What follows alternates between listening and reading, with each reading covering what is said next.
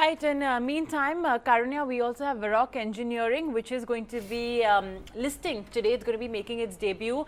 The subscription numbers were very strong, so what can we expect? Well, that's what I was saying, because as opposed to how the IPOs in the recent times have seen, in terms of investors' interest, Varroc Engineering actually was one of the leading ones.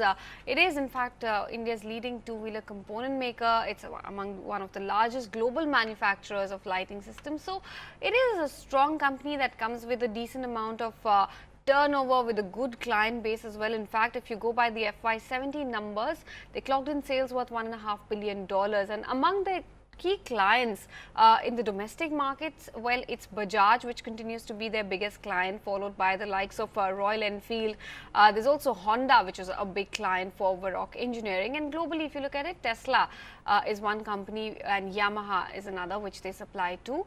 They've got presently 35 manufacturing facilities, presence in about 10 countries, and Europe is their key market, followed by the US and others. But a large chunk of their revenue, close to 60%, is what comes from the European markets. If you look at the IPO, they are planning to sell up to about 1.8 million shares, which are owned by the promoter.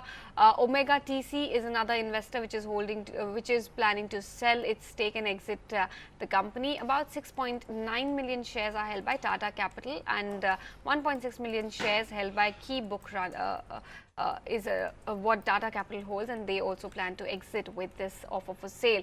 Among the key book runners are Kotak Mahindra Capital, Citigroup, CS Securities. So these are some important updates, important factors that are about Varroc Engineering. It's making its D-Street debut today, so all eyes will be on this new kid on the block. In fact, we had Tarang Jain, the MD of the company, who joined us earlier to discuss the future plans for the company. Let's listen in. Not the only thing. I mean, we do possess all the technology when it comes to the EVs, to the lighting space, I mean, we are the pioneers when it comes to EV lighting, for example. And see, today, I mean, when it comes to LED lighting, okay, there are more players who can do LED lighting, but there are not many players who can do, LED lighting, the matrix LED lighting, or a matrix LED lighting with laser boosters, or OLED lighting, So I think the future, growth will actually kind of be, driven by, the level of technologies you kind of, this thing possess at the moment, because, that's something which the customer expects, that you have the whole gamut of technologies for the future. That's something, which we have, and something we are working on even more. See, now, I would say kind of club our business into largely two business, areas. One is a local business, which is, the India business, which is kind of more the 2- and 3-wheeler parts business, which is 90% of our revenues. We have about 16 products across 3 divisions where we are going to focus on going forward, and the second business is, of course, the global business of exterior lighting for passenger cars. So going forward, I think our focus will be, growth in largely these two, segments.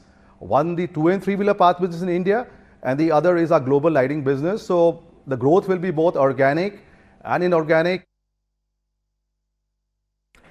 All right, well, that's one stock that we're going to be watching out for post 10 a.m. today.